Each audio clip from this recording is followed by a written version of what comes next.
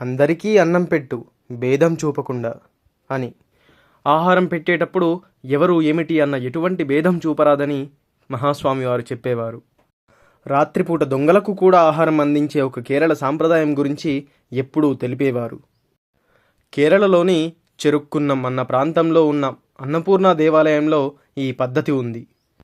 దేవాలయంలోని భక్తులందరి భోజనాలు అయ్యాక ఆహార పొట్లాలు కట్టి వాటిని చెట్టుకు వేలాడదీసేవారు, అటుగా వెళ్లే దొంగల కోసమని.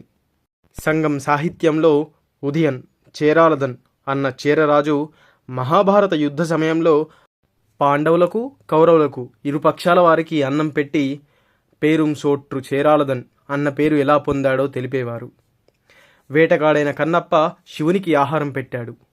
వేటగాడైన గుహుడు శ్రీరామునికి ఆహారం పెట్టాడు.